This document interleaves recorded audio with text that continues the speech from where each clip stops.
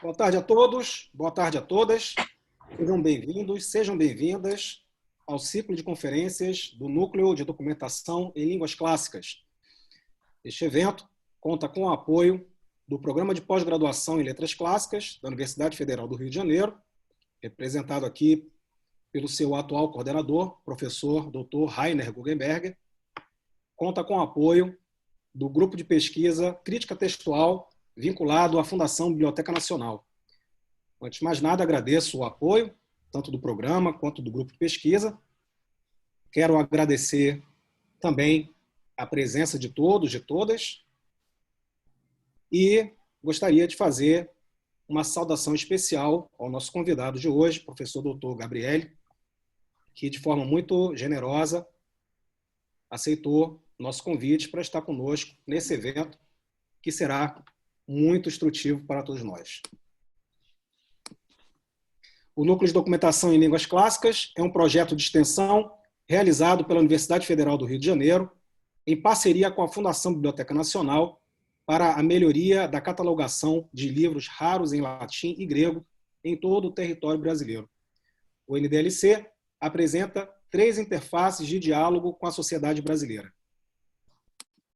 A interface Serviços, em que prestamos assessoria técnica às bibliotecas brasileiras que detêm livros em latim e grego em seus acervos. Prestamos auxílio aos bibliotecários na recuperação de informações essenciais para a catalogação correta e eficiente. A interface educativa, em que desenvolvemos um trabalho com escolas públicas articulando as letras clássicas com disciplinas curriculares do ensino básico para complementar a formação dos alunos, como o Prêmio Ramiz Galvão de Redações Escolares para estudantes do ensino médio, cujo edital será publicado em 15 de outubro em nosso site. E a interface Eventos, em que oferecemos conferências, palestras, debates e demais atividades culturais para promover o aprimoramento acadêmico, técnico, profissional e científico. É justamente pela interface Eventos que oferecemos este ciclo de conferências do NDLC, hoje com a conferência de número 13, intitulada Ontologia Platônica. Platão era dualista? Nosso convidado e conferencista, professor Dr. Gabriele Cornelli, da Universidade Nacional de Brasília, que será apresentado pelo professor Dr. Rainer Guggenberger. Posso? Pois não, professor? Obrigado, sabe. Também gostaria de saudar a todas e a todos e dizer um bem-vindo em nome do programa de pós-graduação em Letras Clássicas da UFRJ, que é um dos 2 programas de pós-graduação dedicados explicitamente aos estudos clássicos no Brasil. Agradeço, como sempre, ao Fábio por todo o carinho duradouro com o nosso programa e por ter tornado possível essa cooperação do nosso programa com o Núcleo de Documentação em Línguas Clássicas. Quero dizer que é realmente gratificante ter um colega tão excepcional, parceiro de atividades extensionistas e, sobretudo, amigo, como é o caso do Fábio. Obrigado. O nosso convidado de hoje é o professor Dr. Gabriele Cornelli, que é um cosmopolita acadêmico que ensina sobretudo em Brasília, mas que pesquisa e atua também com muita frequência em instituições internacionais, sobretudo europeias. Agora vou ter que respirar muito fundo para ter o fôlego necessário para dar um panorama sobre somente algumas das conquistas acadêmicas desse grande docente e pesquisador. Tenho que dizer que no caso do professor Gabriele, seria mais fácil, e eu descobri isso quando preparei essa apresentação, seria mais fácil e mais breve listar o que ele ainda não fez do que mencionar, é verdade, do que mencionar o que ele fez, o que ele já conseguiu e onde ele está atuando ou já atuava. Nunca apresentei um professor e pesquisador com um currículo parecido, sinceramente. Em base disso, posso dizer que ele é um grande modelo para nós todos que somos profissionais de educação e de pesquisa, e resta-me antecipadamente parabenizar ao professor por todas as suas conquistas e agradecer por tudo aquilo que ele já fez e ainda continua a estar fazendo para o campo da filosofia antiga no Brasil e também no mundo como um todo. Agora segue a mini biografia. O professor Gabriele é professor de filosofia antiga, associado 3, do Departamento de Filosofia da Universidade de Brasília, é pós-doutorado, ou fez pós-doutorado em filosofia antiga pela Universidade Estadual de Campinas, pela Universidade Federal de São Paulo, pela Universidade degli Studi di Napoli, Federico II, pela Universidade de Oxford, Reino Unido, e também foi visiting scholar do St. John's College, both are visiting scholar do St. John's College, e da Faculty of Classics da Universidade de Cambridge, e foi coordenador do programa de mestrado e doutorado em metafísica e o orientador do mestrado e doutorado em bioética, olha só, em bioética da UNB. Já foi coordenador do programa de pós-graduação em filosofia e do programa de pós-graduação em bioética na mesma universidade, assim como do núcleo de estudos clássicos dessa mesma instituição que é a UNB. Foi também coordenador do GT Platão e Platonismo da ANBOF, de 2008 a 2014, durante 6 anos. É editor da revista Archai, que é uma das melhores revistas no âmbito da filosofia e dos estudos clássicos, da revista Atlantis e do Plato Journal. Dirige a Cátedra Unesco Archai, as origens do pensamento ocidental, e é editor da coleção Archai, da coleção Cátedra, da coleção Filosofia e Tradição e da prestigiosa coleção Brills, Plato Studies Series Brill.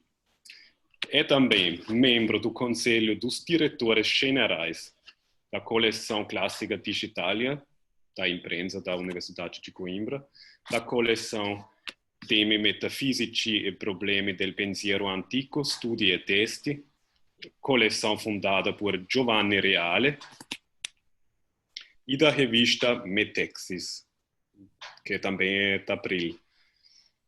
Foi presidente da Sociedade Brasileira de Estudos Clássicos em 2012 e 2013 e da Sociedade Brasileira de Platonistas, de 2008 a 2010. É também sócio honorário da Società Italiana di Storia della Filosofia Antica desde 2013, é membro fundador da International Association for Pre-Socratic Studies e foi presidente da International Plato Society de 2013 a 2016. O Gabriele é o orientador dos doutoramentos em filosofia e em estudos clássicos da Universidade de Coimbra e também é Extraordinary Professor do Departamento de Ancient Studies da University of Stellenbosch, na África do Sul. Eu sei que lá eles têm ótimos vinhos, então não sei como... Exatamente. Pinotage, pinotage. E seu último livro autoral se chama In Search of Pythagoreanism e foi publicado pela editora De Grita em 2013. O Gabriele tem abilitazione nazionale italiana, settore 11, Storia della Filosofia, pela prima faixa, habilitado como professor titular em História da Filosofia 2019. Tem tantas coisas sobre as quais a gente poderia discutir aqui, é incrível. Aqui está resumido o mundo da filosofia contemporânea baseado na filosofia antiga, é incrível. O Gabriele também tem título de agregação em estudos clássicos concedido pela Universidade de Coimbra em 2012, então recentemente. talvez até durante a pandemia, né? É representante da área de filosofia no grupo assessor especial da diretoria internacional da CAPES, MEC, desde 2017. Gabriele, nós nos sentimos extremamente honrados. Estamos felicíssimos por ter você aqui conosco. Dito isso, passo a palavra para você apresentar sua conferência sobre Platão. Muito obrigado. Eu que agradeço, Rainer. Muito obrigado pelo convite, Fábio, pela acolhida tão gentil. Estimo muitíssimo o trabalho de vocês na UFRJ. Não conhecia de perto agora o trabalho do núcleo, sabia da existência dele por causa do Rainer. Eu fiquei impressionado com as atividades e é um grandíssimo prazer estar com vocês, realmente, eu digo isso de coração. Eu tenho uma relação, especialmente com a UFRJ, que é uma relação de grande afeto. Talvez os colegas não saibam, mas eu comecei, cara, eu acho que era 2000, talvez, ou 99 ou 2000, quando foi fundado o programa de pós-graduação em História Comparada. Eu fazia parte daquele programa como professor convidado, estava em São Paulo, colaborador, né? Docente colaborador. E então eu comecei na UFRJ já com o pessoal da história, né? André Chevitarese, Neide Temler, que ainda estava lá. E depois eu fui me aproximando mais, claro, por interesses meus também, com o pessoal da filosofia, com o departamento, o Fernando Santoro, né? O pessoal lá do grupo, do UZIA. E agora, nos últimos anos, tenho cooperado muito também com vocês da área mais de letras, e isso é o belo, creio, que é o bonito dos estudos clássicos, sabe? Se eu tivesse que resumir esse longo e um tanto enfadonho currículo, eu diria que eu tenho muitos amigos. Isso é uma grande vantagem, ter amigos espalhados pelo mundo, né? Eu quero cumprimentá-los por essa amizade. Então, eu tenho alguns slides, eu acho que eu vou tentar já deixar os slides que são mais bonitos do que eu. Vamos ver se consigo mostrar. Estou conseguindo? Tá, perfeito. Aparecendo direitinho. Perfeito, então. Então, se a gente fizer agora uma votação, quem é mais bonito, essa estátua ou você iria ganhar sem problema. Não, você não vai querer se colocar contra o Atlas. O Atlas é que segura o mundo, né? Uma fecunda tradição interpretativa responde muito positivamente, em geral, até demais, este é um pouco o sentido do ponto de interrogação que eu estou colocando, a pergunta se Platão é dualista ou não, né? Eu acho que, no fundo, este movimento interpretativo, ele se movimenta ao longo de uma gangorra hermenêutica, né? Entre um dualismo assimétrico, isto é, o mundo do sensível, o mundo que nós conhecemos, sendo subordinado ao mundo do inteligível, daquilo que pode ser só compreendido pelo olho da cabeça, como diria Platão. É todo um léxico que, de certa maneira, vocês todos, ainda que não estejam estudando Platão, conhecem, porque é um léxico que vem um pouco com a própria história do pensamento ocidental, através do cristianismo, passando pelo idealismo alemão, etc, etc. Então, o sensível e inteligível, né? Este dualismo assimétrico, até uma ideia mais radical e mais forte de um corismos, de uma separação com uma absoluta ausência das relações entre dois mundos, entre o mundo sensível e o mundo inteligível. Platão é frequentemente chamado em causa como o grande culpado, o primeiro culpado pela tradição filosófica, nessa intenção de propagandear uma ontologia dualista, né? Isto é, uma visão do mundo pelo qual o mundo fundamentalmente é dividido em duas partes. Uma parte sensível, uma parte inteligível, não tem relação entre as duas, ou as relações são tensas, né? Tem um belíssimo artigo da Sarah Brody, de 2001, chamado Soul and Body in Plato and Descartes, em que a Sarah afirma que Platão e Descartes são considerados comumente como os mais eminentes dualistas da tradição ocidental, né? Rorty, o filósofo Rorty, em seu Philosophy and the Mirror of the Nature, já em 1980, auspica, né, deseja uma volta da filosofia aos sofistas, antes de Platão. Porque Platão estragou tudo com o dualismo. E a mesma coisa faz Deleuze no Revencer le Platonisme, que condena o platonismo do Hermon, né, do ultramundo, né, o ultramundo nietzschiano, como aquilo que estragou a nossa relação, uma relação mais saudável, digamos assim, com o sensível.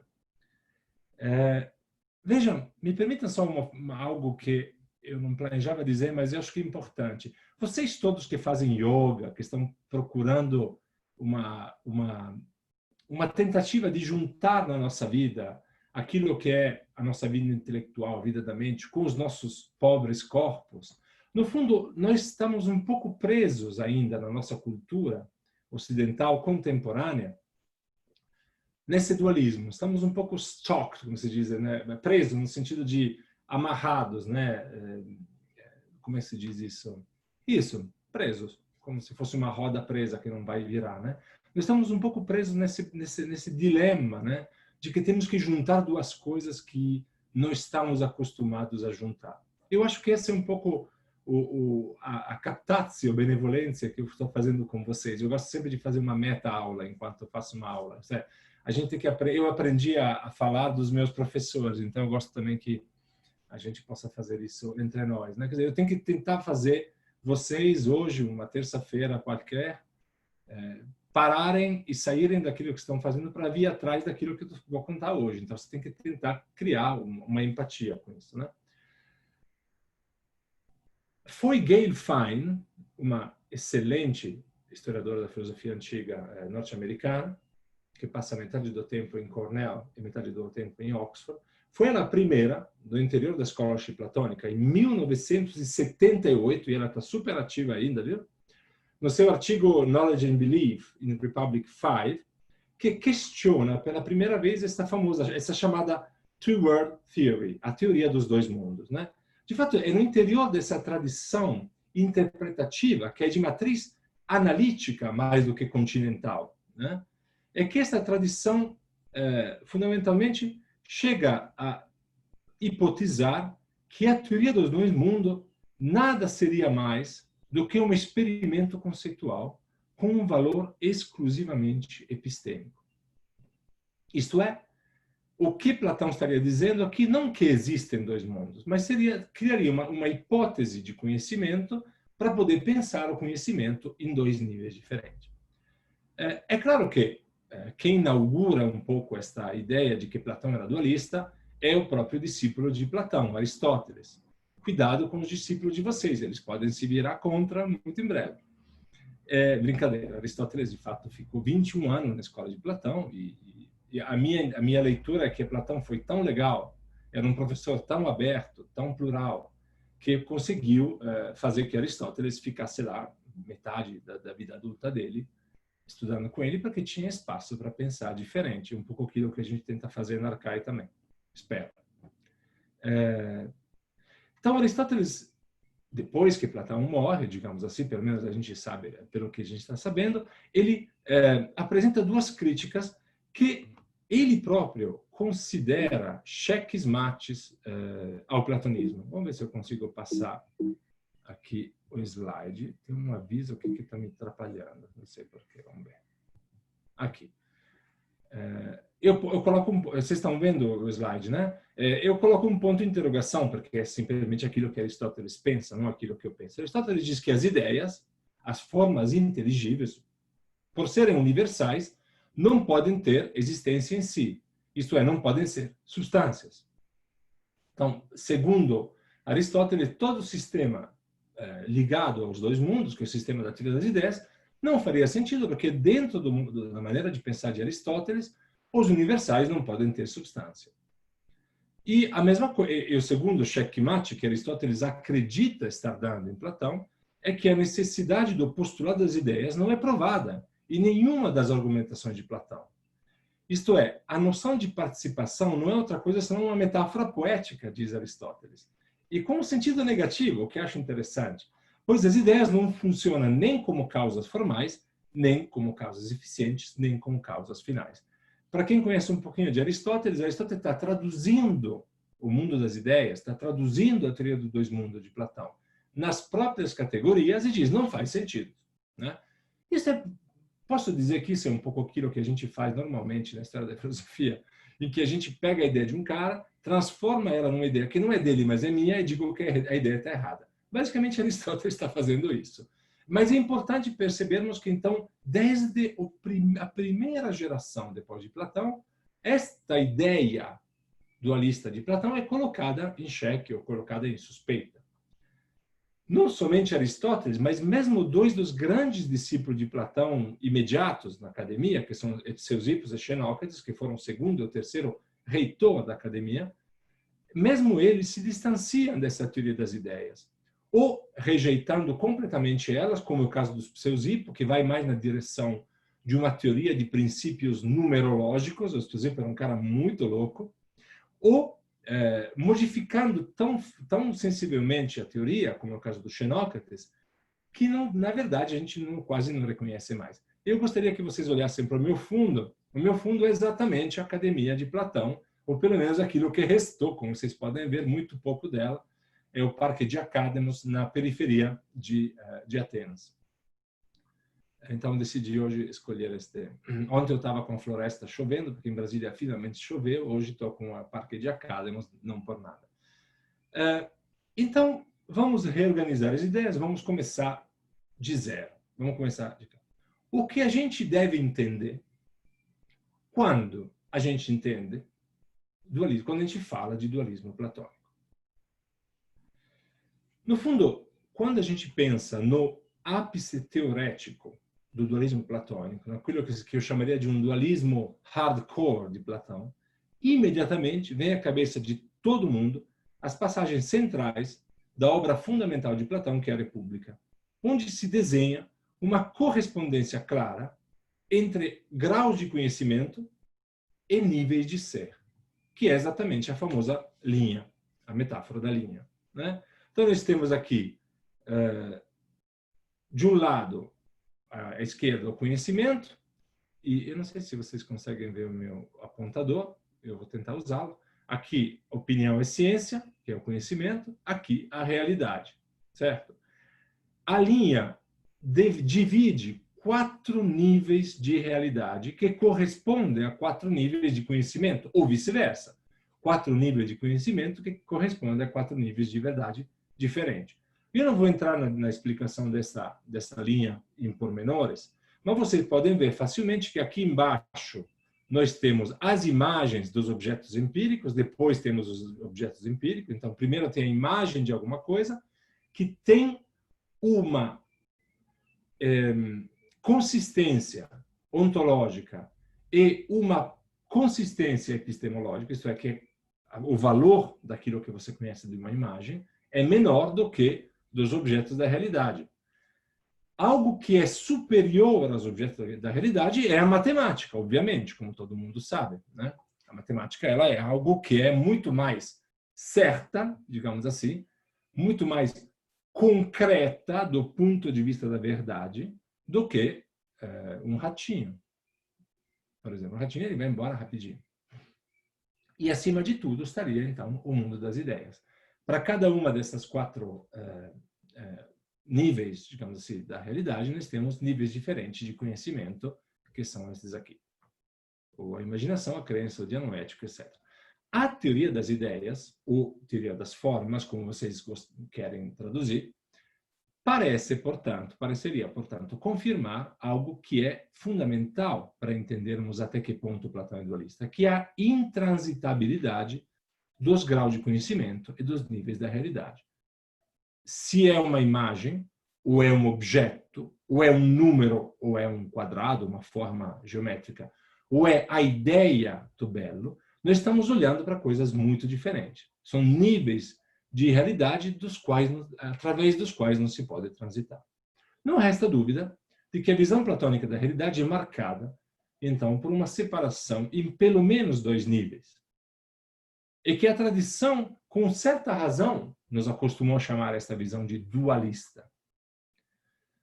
Eu, porém, vou convidá-los a tentar fazer uma espécie de deslize lexical, inicialmente, e tentar não falarmos mais de dualismo, mas falarmos de polaridade. Então, em vez de falar de duas coisas separadas, eu vou falar de dois polos. Por que eu vou fazer isso? Porque eu quero convencer vocês que, usando o termo polo, a gente talvez possa entender melhor, por exemplo, esta imagem aqui. Me parece que, em toda a obra platônica, e um dos meus mestres, o Mario Vegetti, mostrou isso de maneira fantástica no livro chamado 15 lições sobre Platão, que eu aconselho, Platão, inequivocamente, usa o tempo inteiro de polaridades.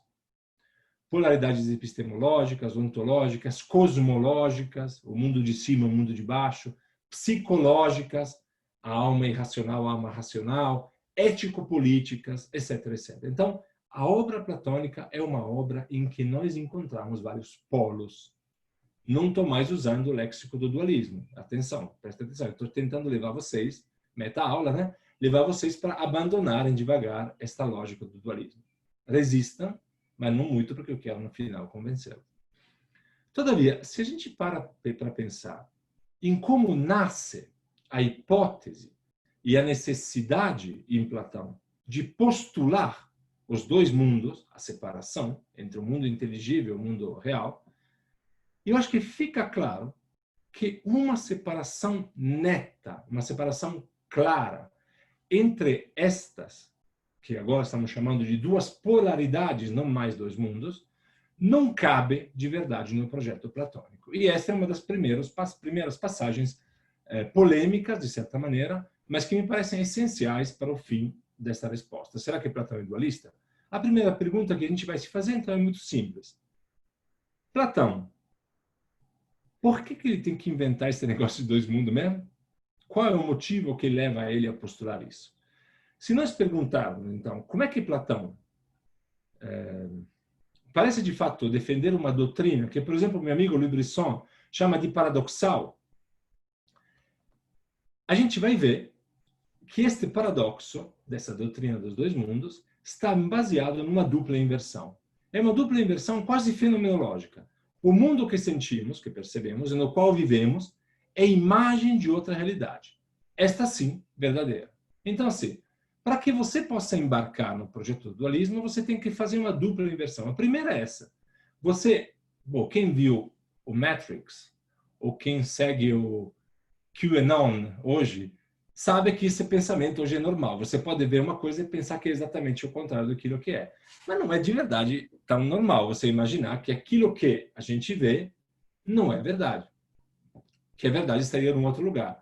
É necessária uma profunda inversão epistemológica. E a segunda inversão é que, por exemplo, do ponto de vista psicológico, psicofísico, né, o que define a nossa identidade não seria o nosso corpo, mas sim seria a nossa alma. Isto é, aquilo que é o Gabriele não é esse corpo que vocês estão vendo, mas é a alma dele que vocês não estão vendo.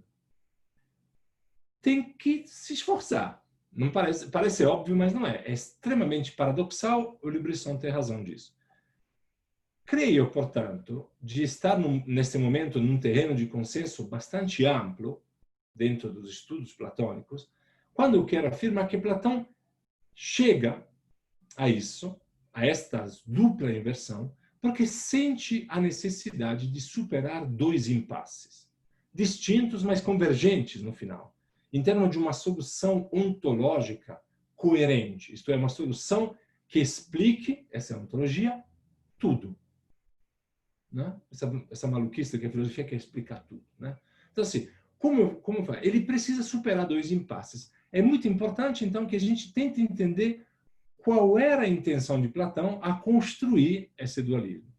O primeiro impasse é o impasse ético-político, que diz respeito, fundamentalmente, a uma polêmica antissofista, que assume conotações dramáticas após a morte de Sócrates, obviamente. Vocês podem imaginar como deve soar o relativismo de Protágoras após a cidade condenar à morte Sócrates, que é o melhor de todos os cidadãos, como diz Platão na carta 7ª ao Dionísio II de Siracusa. Cito aqui o Teteto, na tradução da Ana Nogueira, nossa colega portuguesa, quando me refiro aos casos de justiça e de injustiça, de piedade ou de impiedade, estão e esse estão é Protágoras, né? Dispostos a manter firmemente que nenhuma dessas coisas é por natureza possuidora de uma realidade própria, tornando-se então verdade o que parece à comunidade, sempre que lhe pareça, enquanto lhe parecer.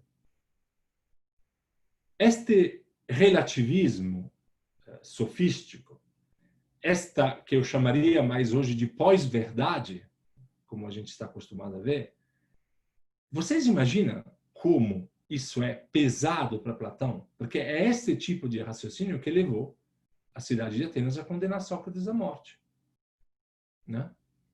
Então, sem um fundamento objetivo para a ação política, o horizonte histórico de transformação, de revolução, de reforma, seria entregue à lógica do Trasímaco, no livro 1º de República. A justiça como a conveniência do mais forte. É o mais forte que diz se o tal senador vai para a cadeia ou não. Não é? Me permita, é de extrema atualidade esse problema de Platão. Pode dizer, tudo bem, eu entendo que vocês queiram ser relativistas, mas como é que a gente constrói a justiça em cima de uma visão completamente relativa daquilo que é certo ou errado? Platão me parece fazer da superação desse impasse ético-político, eu vou usar palavras pesadas nesse momento, o propósito central da própria vida, não somente da vida intelectual. Tanto que Platão se envolve, de fato, num projeto político em Siracusa. Como, de certa maneira, a querer descrever sempre, em todas as linhas da sua obra, uma nova apologia de Sócrates, uma defesa de Sócrates. Platão está procurando a justiça porque ele começa a vida dele, intelectual, a partir de uma profundíssima injustiça política epocal para Atenas do tempo dele, que é a condenação à morte de Sócrates. O segundo impasse é um impasse epistemológico. É um impasse, eu diria que é mais profundo do ponto de vista teórico, mas não do ponto de vista pessoal para Platão. Ele diz respeito à necessidade de superar o mobilismo de Heráclito, então tudo flui, e especialmente uma consequência que Platão devia achar extremamente complicada, que é o nihilismo de Gorgias. E esse é o trecho que eu queria propor a vocês, exatamente do próprio Gorgias, na tradução da minha aluna Gabriele Cavalcanti, que a persuasão adicionada ao discurso imprime na alma o que quer, é preciso saber primeiro pelas palavras dos meteorólogos, os quais opinião contra opinião, ora eliminando uma, ora produzindo outras, fizeram aparecer coisas inacreditáveis e imperceptíveis aos olhos da opinião. Segundo, pelos combates constrangedores, por meio das palavras, nos quais um só discurso, tendo sido escrito com arte, mas não dito com verdade, deleita, persuade uma numerosa multidão. Terceiro, pelos debates das palavras de filósofos, dos quais também se mostra a rapidez do conhecimento, que faz mutável a confiança da opinião. Este é um panfleto para a gente entender, eu acho, no fundo, também o nosso tempo de hoje, né? Se a gente, uma brincadeira, troquem aí meteorólogos por, sei lá, Olavo de Carvalho, Steve Bannon, ou, sei lá, como diria o Guimarães Rosa, nos Epítetos do Diabo, ou muito sério, que ele fala hoje na ONU. Bom, vocês verão o tamanho do problema que Platão quer enfrentar, que é o problema de que nada se aproxima da verdade. Ao tentar imaginar o que deveria passar na cabeça de Platão, me vem sempre à mente, isso é uma coisa muito minha, pessoal, eu vou compartilhar isso com vocês, aquela que Foucault chamava da vizinhança súbita das coisas sem relação. O mundo, dizia Foucault, percebido como uma série sem sentido de objetos. Há quase 50 anos, um pouco mais de 50 anos da sua primeira publicação, em 1966, a primeira página literalmente, das palavras e as coisas de Foucault, me parece expressar perfeitamente o espanto que Platão deve ter percebido ao olhar para o mundo com os óculos, desculpem, do Heráclito, né? E esse é o trecho belíssimo do Foucault. Este livro, diz Foucault no começo das palavras e as coisas, nasceu de um texto do Borges. Esse texto cita uma certa enciclopédia chinesa, onde será escrito que os animais se dividem em A, pertencentes ao imperador, B, embalsamados, se domesticados de leitões, sereias, fabulosos, cães e liberdades, incluídos na presente classificação, que é o meu preferido, que se agitam como loucos, inumeráveis, desenhados com um pincel muito fino de pelo de camelo, etc., e que acabam de quebrar a bilha, que de longe parecem moscas. Essa é a citação que o Foucault faz desse trecho belíssimo do Borges, dessa enciclopédia chinesa, obviamente. É o exótico, né? No deslumbramento dessa taxonomia que de súbito atingimos, o que de súbito atingimos, o que, graças ao Apólogo, nos é indicado como um encanto exótico do outro pensamento, é o limite do nosso. A impossibilidade patente de pensar isso. Eu acho que é isso. Platão está olhando para essa descrição ético-política e epistemológica do mundo. Me permita, Platão está olhando para aquilo que a gente está vendo hoje. Eu estou olhando para a janela, né, lá fora do mundo, e diz: isso é incompreensível. Eu não consigo pensar isso. Não dá para entender. Como é possível? Não sei se vocês estão acompanhando essa nova maluquice que é o QAnon. É isso. É a impossibilidade de pensar essa questão, que move Platão a dizer, não dá para ficar parado, a gente tem que construir algo que nos permita pensar o mundo. Se olharmos para a famosa passagem do Fédon, 96a, 102a, bem no meio do Fédon, em que Platão desenha o percurso da filosofia do seu mestre, Sócrates, né? Mas é claro que esse percurso que é de Sócrates é o percurso de Platão, em boa parte também, emerge claramente uma decepção profunda de Platão com as doutrinas materialistas. Isto é, com as doutrinas que tentam explicar o mundo pelos fenômenos materiais. Porque, vai dizer Platão naquela passagem, não conseguem segurar juntas todas a realidade. E aqui tem uma outra bela imagem, que é a imagem exatamente do Atlas, do Deu Atlas, com que eu comecei esses slides, né? Esse é o Atlas do Castelo de Lindenhof. Alguns envolvendo a Terra, diz esta passagem 99c do Fédon, num turbilhão, querem que seja o céu a mantê-la, enquanto outros, fazendo dela uma espécie de tampo largo e chato, lhe colocam o ar por baixo como base e suporte. Mas esse poder, graças ao qual tais coisas se encontram dispostas da forma mais conveniente, isto é, mantendo a posição que se mantém, desse não cuidam eles, ou tampouco lhe atribuem qualquer força divina. Julgam, sempre esses materialistas, né? Pelo contrário, descobrir ainda um dia um Atlas mais possante do que este, mais imortal, e capaz de suportar o peso do mundo. Sem pensarem, e aqui é Sócrates que diz, que é o bem o verdadeiro elo que liga em si todas as coisas e as suporta. Eu sei que vocês estão pensando aqui que Platão, com essa ideia de uma terra como um tampo largo e chato, estaria advogando a favor do terraplanismo. Não é nada disso, pelo contrário. A cosmologia platônica é bem mais complexa do que os terraplanistas hoje. Mas sim, Platão está fazendo uma afirmação sobre os limites, atenção, sobre os limites de uma ontologia, de uma cosmologia, neste caso, que seja exclusivamente física. Os limites de uma explicação que explique o mundo somente por elementos físicos. Porque a pergunta de Platão vai ser, mas e como é que isso fica? Por que as coisas estão desse jeito? E o que sustenta esse mundo? A pergunta que eu faço para meu irmão, que é físico, é, tá, mas e antes do Big Bang? E mais do que isso, quem decidiu estourar a pipoca? Como isso aconteceu? Quais foram as forças? Quais foram os motivos, né? Platão se sente, portanto, obrigado, como sabemos, a uma segunda navegação. E atenção, esta passagem é importante. Platão está na frente de um problemão enorme, que é um problema político, é um problema epistêmico e é um problema agora também cosmológico. Tipo, como é que eu explico tudo? Não somente explico a política, a minha capacidade de saber o que é verdade não é, que é importante, senão o Olavo de Carvalho tem razão, né? E qualquer um tem razão, e também como é que eu explico o mundo. Aí Platão, então, se sente obrigado a literalmente pegar nos remos, porque a segunda navegação é isso, uma navegação sem vento, é uma navegação que é feita quando, como plano B, Na verdade, melhor do que segunda navegação, devíamos traduzir como navegação plano B, né? Deuteros Plus, né?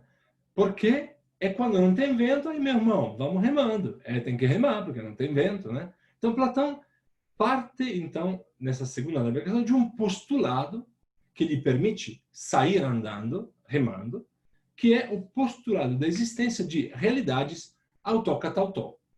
Termos já bastante cérebro, que significa em si mesmas, né? Que permita, então, dar conta, essas formas, essas ideias, de explicar aquilo que não é em si mesmo, mas que sempre depende de outra coisa, que é o mundo sensível. Esta segunda navegação, e aí é uma passagem importante, dizia, ela é erroneamente percebida como parte, assim, por muita parte da tradição filosófica, como um caminho de grande elevação, pavimentado por tapetes vermelhos e o diabo 4. Ao contrário, Platão parece estar sempre muito consciente da dificuldade que ele cria com este postulado das ideias. Ao ponto que Sócrates chega a confessar que considera todo esse projeto, esse novo projeto que ele está empreendendo lá no Fédon, como aplos kai ateknos.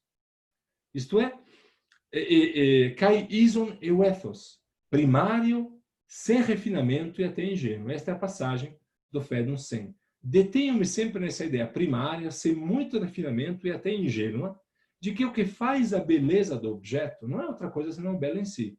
Seja por uma presença, seja por uma participação, ou por qualquer outro processo que torne essa relação possível. Olha, você chamar isso de uma doutrina, de uma teoria, tem que ter muita coragem, porque ele começa detonando a própria teoria, dizendo que ela é grosseira.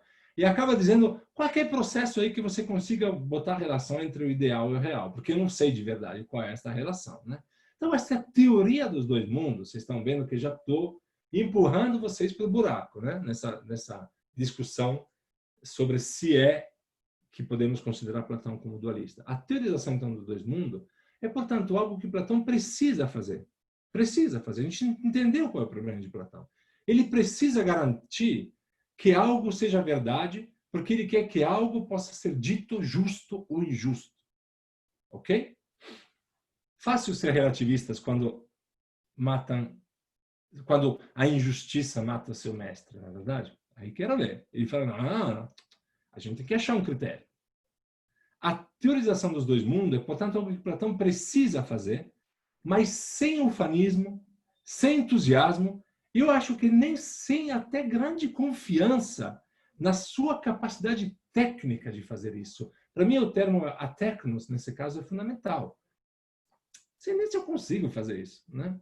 E eu acho que essa imagem da segunda navegação, aquela feita remando, aquela feita sem vento, suando pacas, é um pouco essa ideia também. Dizer, cara, eu estou suando aqui mesmo. É um caminho difícil. Eu acho que, portanto, me permitam passar, então, para uma segunda discussão, segundo bloco. Se a gente concordou, eu faço de conta que vocês estão concordando. Não estou vendo o rosto de vocês, mas imagino que vocês não estejam se arrancando os cabelos em favor do idealismo platônico. Eu acho que é chegada a hora de abandonar leituras unilaterais de Platão e reconhecer que Platão e leituras muito manualísticas que vocês encontram nos manuais, infelizmente, ainda como a verdade sobre Platão. E reconhecer que em Platão há sim a postulação de dois planos, de dois níveis, de dois polos, nós chamamos, mas de uma mesma e única realidade. Dois níveis ontológicos diferentes, em termos de valores de importância, por que não? Mas, de alguma forma, e esse é o segredo, conexos e, mais do que isso, relativamente interdependentes entre si. Para mim, essa é a grande questão. Você pode imaginar que Platão está pensando numa separação, que está pensando algum tipo de polaridade entre o mundo sensível e o mundo inteligível. Mas é muito importante perceber que os dois mundos estão interdependentes, são relativos um ao outro. Então, se a gente tivesse que reformular essa questão, que a gente colocou Platão é dualista, eu diria que temos que reformular de maneira dessa forma. Platão é dualista significa, no fundo, se perguntar até que ponto Platão é dualista. A pergunta sim e não já não serve. Tem que tentar entender até que ponto a gente pode ir com o dualismo platônico. E, claro, a gente deveria se perguntar até que ponto Platão estaria disposto a defender uma separação entre esses dois mundos. A tese que eu pretendo defender é que uma separação definitiva entre essas polaridades, aquela de uma versão radical, digamos assim, da teoria dos dois mundos que se propagava, ela é, de certa maneira, impossível. É impossível porque é contrária ao próprio motivo, à intuição fundamental, ao horizonte de sentido que está na origem da hipótese dos dois mundos que Platão está colocando. Platão precisa de um outro mundo de verdades, um outro mundo de justiça, um outro mundo de ideias, exatamente porque ele precisa de uma fundação crítica deste mundo. Precisa fazer funcionar a política, o conhecimento, neste mundo. Então, assim, não faz sentido imaginar que uma teoria dos dois mundos radical, porque isso significaria que há uma alternativa a este mundo, epistemológica, ontológica, existencial, como, por exemplo, é a alma. Veja, esta ideia de dois mundos como um alternativo ao outro jamais passou pela cabeça de Platão, porque o outro mundo, o segundo mundo, o mundo ideal, servia exatamente para que pudesse funcionar como critério fundativo do conhecimento, da verdade, da justiça neste mundo, ok? É claro que depois você vai me dizer, sim, mas é claro, depois vem o cristianismo, se apropria disso e separa os dois mundos. Sim, mas isso não é Platão. Platão não pode ser acusado né, desse tipo de trabalho. Eu acho que há uma...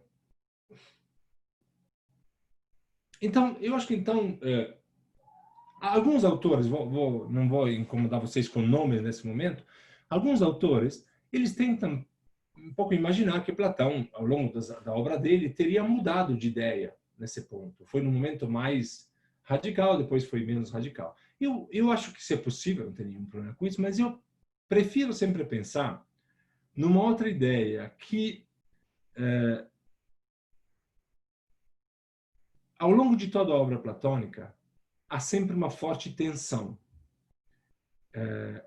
Uma tensão que é marcada pela consciência de que esta questão dos dois mundos, da teoria das ideias, ela nunca foi pacífica. Acho que eu mostrei para vocês como isso estava claro lá no Fédon. Mas vejam, por exemplo, num outro momento da obra platônica, que é o Parmênides, lá mais para o final da obra de Platão, né? Quando... eu esqueci de mostrar isso aqui, que estava dizendo fundação crítica sim, não alternativa epistemológica, né? Tudo bem. Então, olha o que diz o Parmênides. Você se dá conta agora, Sócrates, do tamanho do problema que aparece se você, a Sócrates, as separa e as concebe como formas existentes em si por si. O velho Parmênides, no homônimo diálogo Parmênides, mostra que essa separação radical entre dois mundos, mundo sensível e mundo inteligível, realidade e ideias, cria um problema de um tamanho enorme. Né? Então, novamente, a consciência que Platão tem do problema que ele criou para si é muito grande. Aí você se pergunta, mas por que ele está mantendo um problema e uma tentativa de solução desesperada, no fundo? Porque ele não tem técnica para isso, é um problemão que se cria na mão dele, porque voltamos ao motivo pelo qual ele está fazendo isso. O motivo é que ele não está contente, não está achando que qualquer um que fala que é verdade, que qualquer justiça é justiça. Platão está muito preocupado em construir uma cidade justa, baseada na verdade, e não nas mentiras. De fato, se essa correção de rota que nós estamos tomando, digamos assim, nessa visão do dualismo, da separação de Platão, ela está correta, nós vamos encontrá-la numa das passagens centrais e mais famosas de Platão, que é a alegoria da caverna, no início do sexto livro de República. Não vou me permitir apresentar o texto todo, mas vou mostrar uma imagem, só para vocês lembrarem da história. O léxico da imagem é um léxico que é impregnado profundamente de dualismo. É talvez o local imagético onde mais dualista da obra de Platão, né? Reafirmação de polaridade alto-baixo, luz-trevas, dentro-fora, né? Essas polaridades estão agindo fortemente no símile da caverna. Se trata como que de uma espécie de imagem da linha, né? Quase que uma pintura da linha. Mas, ao mesmo tempo, talvez não seja exatamente isso, né? Me permita só um segundo, eu preciso avisar aqui o meu filho de uma coisa. Dante, bem bom. Eu sei, pai, eu sei. Pode fechar as janelas? Começou a chover, estou avisando o Dante para fechar as janelas. Peço desculpa, isso é, como chama? O belo de ser ao vivo de casa, né? Enfim, se trata então de uma imagem da linha, aparentemente. Então, alguém poderia pensar, isso confirma perfeitamente a ideia de um dualismo platônico radical, né? Mas se a gente vai olhar bem para essa imagem, tem uma ação, tem um movimento nessa imagem. Este é um movimento inesperado, no fundo, na economia de uma separação entre dois mundos, onde não há movimento, uma olímpica estaticidade da realidade dividida em dois mundos. O prisioneiro que se liberta das correntes pode subir, pode enxergar, compreender objetos que dizem respeito aos elementos superiores da linha. Esta ascese, este movimento de subida pela linha/caverna, é provavelmente algo novo aqui na caverna. Presumivelmente, o filósofo Sócrates, talvez na lógica dramática, é quem se liberta e pratica a filosofia e assim destrói as correntes e se coloca no movimento. Se esta é a lógica da caverna, não tanto que é uma imagem estática de como o mundo é, mas é a história, a narrativa de alguém que se move através dos mundos, eu acho que tem duas questões centrais que a gente poderia tirar da caverna. E me peço desculpa por ter corrido um pouco sobre isso, mas é uma história, uma imagem muito conhecida. Primeiramente, que não existem dois mundos. Um mundo interno e um mundo externo à caverna. Porque para os seres humanos, para Sócrates, existe somente um único mundo, que é o mundo da caverna, por onde é possível transitar. E a segunda consequência que a gente traz dessa narrativa da caverna é que a libertação, a subida, não significa fugir do mundo, não significa fugir da caverna. Porque, de fato, os filósofos libertados, que puderam voltar os seus olhos lá para cima e ver o sol, etc., etc., são convidados a olhar para baixo. Esse é o texto. A olhar para baixo. Para quê? Para a caverna, para o saber, para a política dos homens, dos seres humanos lá dentro. E são convidados a voltar para a caverna, para libertar os outros. A gente sempre esquece dessa passagem quando conta a história da caverna, né? Deve, portanto, na tradução da Rocha Pereira, cada um, por sua vez, descer a habitação comum dos outros. A habitação comum é linda, né? Isso não é a democracia, é a cidade, né?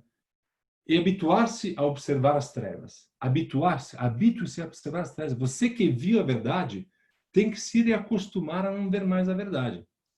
Tem que entrar na rede social, entendeu? Você que leu Platão, você tem que olhar a rede social também. Com efeito, uma vez habituados, sereis 1000 vezes melhores do que os que lá estão. E reconhecereis cada imagem, o que ela é, o que representa, devido a ter contemplado a verdade relativa ao belo, ao justo e ao bom. E assim, teremos uma cidade para nós e para vós, que é uma realidade. E não um sonho, como atualmente acontece na maioria delas, onde combatem por sombras um contra os outros e disputam o poder como se ele fosse um grande bem. Essa segunda parte da imagem da caverna é mais bonita do que a imagem. Eu acho que esse último trecho é extraordinário porque mostra qual é a moldura dessa imagem. Para que Platão constrói essa imagem? Não é para dividir, mas é exatamente para olhar para o movimento dos olhos dos filósofos. De cima para baixo e vice-versa. Platão nos convida a olhar para os olhos do filósofo, do que se libertou, e ver para onde ele está olhando o tempo inteiro. É este movimento dos olhos do filósofo que acaba colando as duas polaridades do mundo, da realidade. É o filósofo, o verdadeiro Atlas, que junta os dois mundos, entende? que consegue ver a verdade e, ao mesmo tempo, ver como a cidade é, como o poder funciona, como as pessoas estão enganadas. O sonho, né? Claro que isso não significa que a gente, então, faz uma meleca total e confunde os dois níveis ontológicos, confunde os dois graus de conhecimento, o conhecimento que eu tenho daquilo que vai acontecer agora de tarde, se vai chover ou não, está chovendo agora em Brasília, finalmente, ou ser o conhecimento da verdade em si, né? Eles permanecem distintos. Mas atenção, essa distinção, essa separação é radicalmente diminuída daquilo que se poderia imaginar. Se trata de pensar não em duas realidades ou em dois conhecimentos alternativos, mas agora em uma ciência dos segmentos superiores como fundacional do conhecimento dos inferiores. Aqui a passagem, novamente, é muito célebre, essa passagem sobre o papel fundacional. Eu não vou comentá-la por uma questão de tempo. Eu gostaria que tivéssemos mais tempo para o debate. Então, estou correndo um pouquinho para a gente poder chegar já no final. Obviamente, este papel fundacional, né, ele é um papel que não se resume somente ao âmbito ético-político, ainda que eu disse que para Platão é quase que o ponto de partida. Aliás, é o ponto de partida. É a morte de Sócrates o problema. É uma justiça que pega o homem mais justo do Brasil e coloca na cadeia. Desculpe, de Atenas, né? Platão não pode suportar isso. Assim entra em cena, literalmente, uma série de figuras em Platão que são figuras dessa mediação, que são figuras desse encontro, que é o contrário do dualismo, né? Nós temos, por exemplo, como uma primeira figura de mediação, a figura do próprio filósofo, o filósofo de república, o filósofo que nasce, que atravessa a caverna para conhecer o mundo das ideias e volta de novo para a escuridão da caverna, né? Então, o filósofo que é essa cola, essa tensão, mas que é uma tensão que junta. É o caminho dele, é o olhar dele que vai juntar. Uma outra figura sempre muito forte, muito presente em Platão, é a ortodoxa, né? A reta opinião, que do ponto de vista epistêmico é um pouco o que faz o filósofo, né? Uma espécie de tentativa de mediação entre os extremos da ignorância e do conhecimento absoluto. Além do simpósio e do teteto, que tratam claramente dessa ideia de uma reta opinião como uma possibilidade de conhecimento intermediário, temos, por exemplo, o Menon, né? E a famosa história do caminho de Larissa, né? Que também não vou... É muito célebre, mas que fundamentalmente vai dizer isso, né? Que, ainda que eu nunca tinha ido para Larissa, para essa cidade, mas se eu uso o GPS não é certo que vai me levar para lá, mas é certamente melhor do que a ignorância absoluta e sair andando para qualquer lugar, né? Então, Platão vai mostrando que entre os dois mundos tem toda uma área de mediação que é interessante que a gente considere, né? Obviamente, peço desculpa aqui. Obviamente, o demiurgo, do ponto de vista cosmológico, especialmente na última obra, quase última obra de Platão, que é o Timeu, que ordena o mundo, constrói artesanalmente o mundo, olhando para as ideias e organizando o caos, que é a matéria, o Ahora, o mundo sensível. Não vou entrar no debate agora se a Ahora é idêntico ou não ao mundo sensível, mas este cara que olha para o mapa, olha para o desenho, olha para o tutorial, que é o mundo das ideias, e constrói a realidade conforme o tutorial. Olha que importância que o demiurgo tem para a criação do mundo como ele é. Você acha que Platão estava pensando somente nas ideias, na realidade? Não, está pensando nessas figuras de mediação o tempo inteiro. O Eros, obviamente, o Eros filosófico, né? Que olha tanto para a verdade como para a justiça humana, se torna mediador entre os dois mundos e direcionando este mundo para que ele possa gerar o belo, parir o belo, né? A imagem do simpósio 206. Então, de novo, o Eros como mediação entre o ideal e o real, e, obviamente, talvez o lugar mais íntimo dessa mediação, que é a alma, né? Que se reveste nesse esquema da mediação de um duplo valor, tanto ético quanto cognitivo. Eu acho que a alma é a figura central e o motor central de todo esforço que Platão faz de pensar uma mediação entre as duas polaridades. Ela que sempre está em perene movimento de subida e de descida, Pensem, por exemplo, na escala Mores do Simpósio, na caverna, na República, no próprio mito de Fedro, da carroça, né, do carro com asas. Né? Então, essa alma que está sempre subindo e descendo, sempre se movimentando entre os dois polos de uma única realidade. Dentro destas figuras de mediação, Platão gostava tanto de pensar a mediação, pensar o meio entre os dois polos, que tem não somente figuras como esta, mas tem até formas verbais que são expressões de mediação. O termo metaxu, por exemplo, recorre muito. Exaifnes, essa ideia de um certo subitamente, né, de repente. O misto, o sumisgômeno, muito presente em vários momentos, quase que como chave de solução para as questões mais importantes. O próprio logos, o que é o logos, se não diálogo, se não um discurso, uma mediação, de certa maneira, né? E todo, claramente, o léxico da participação e depois da comunhão. Há mediações dentro da mediação ainda em Platão, revelando que, no fundo, Platão está, o modus pensandi platônico é o modus pensandi não dualista, mas o modus pensandi exatamente de criar esta cola, esta mediação entre os dois polos, né? Na alma, por exemplo, na alma de República, no livro 4º, que é a alma mais assim, elaborada, mais chique, aquela que depois Freud copia, né? Copia e cola, literalmente, que é a alma tripartite, tem um elemento mediador entre as duas polaridades da razão e do desejo. Tem lá o thumos, esse elemento que media, de certa maneira, os dois lados. Então, até dentro da alma tem uma mediação entre a polaridade. Platão pensava assim, fundamentalmente. Isso, o Vegetti sempre me convenceu disso, eu estou super convencido até hoje.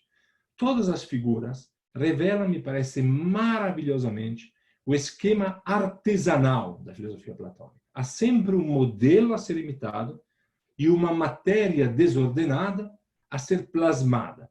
Que se trate da roda do demiurgo, da história humana, que precisa que o filósofo intervenha nela e a plasme, segundo as ideias de justiça, do confuso, do desorganizado patrimônio cognitivo, que são as opiniões, essa grande enciclopédia da realidade, essas doxas, que precisam de uma orte, de uma organização, novamente pelo filósofo, e quer propriamente uma organização da própria natureza do mundo. O recurso constante, então, a figuras, elementos de mediação, a procura incansável de Platão pelo metaxu, exclui, me parece claramente, uma abordagem hermenêutica de Platão que afirme seu dualismo como algo simplíquita.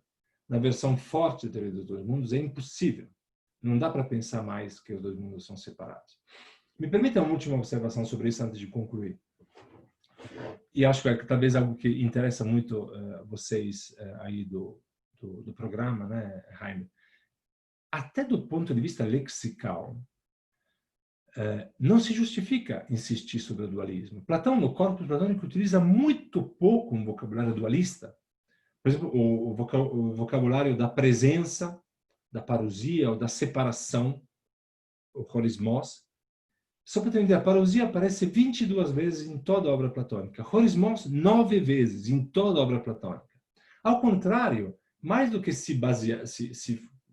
digamos assim, se concentrar em termos lexicais sobre esses termos, o léxico da participação é muito mais presente.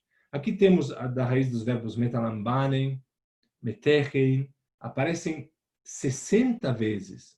De maneira especial, o substantivo koinonia, que aparece mais de 200 vezes. Né? Então, para que a gente está insistindo com o dualismo? Né?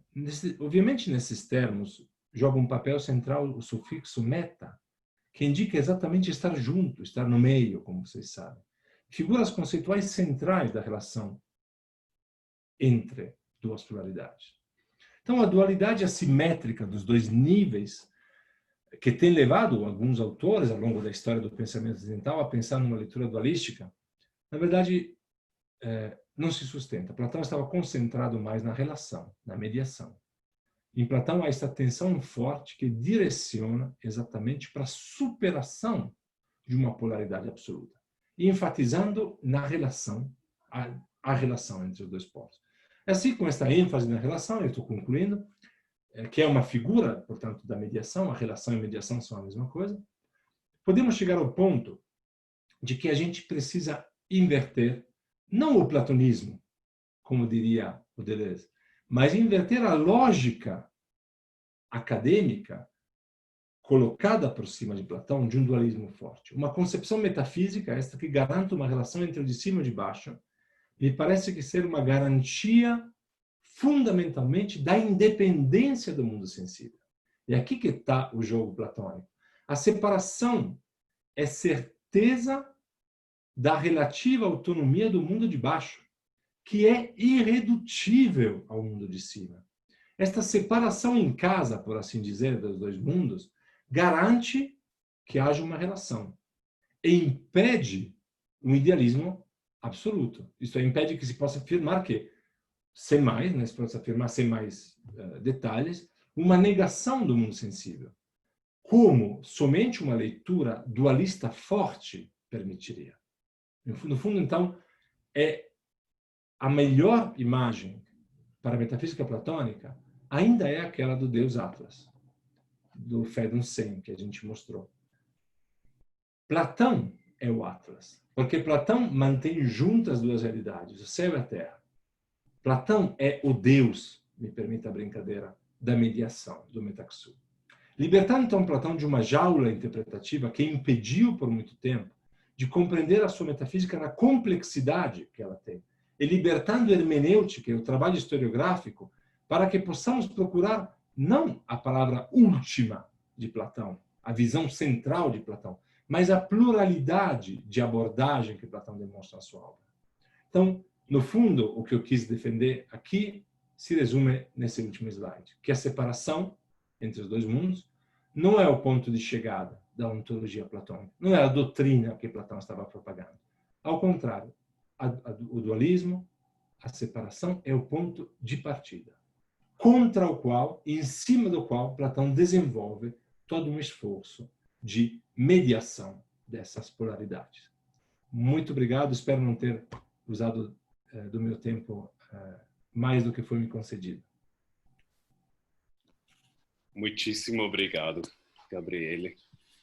Desde o começo, queria só comentar ainda sobre o programa de pós-graduação História Comparada, que atualmente o programa de pós-graduação em Letras Clássicas também tem fortes laços com História Comparada. Temos como membros efetivos agora o Fábio Lessa, que até pouco tempo atrás foi o coordenador, e agora o novo coordenador é o David Gaia, que é também nosso membro. Então, não sei como esses dois pesquisadores excepcionais conseguem atuar em dois programas, porque eles fazem tanto, é admirável. Mas tudo bem, né? Nada é comparação com você que atua até em universidades diferentes. Aí, antes de abrir o debate, acho isso também fundamental, o que você observou no final da sua fala, que sobre esse vocabulário, né? Que é justamente o vocabulário do coarismos, daquilo que separa, né? É muito menos presente do que a metexis, do que o vocabulário que reúne, né, em Platão. E é um pouco como com a poética de Aristóteles, que tem uma vez aparecendo catarsis, uma única vez, e todo mundo está discutindo sobre catarsis. Exato. Como se isso fosse tão importante para entender Aristóteles, né? Se fosse tão importante, ele teria usado mais, explicado mais, né? E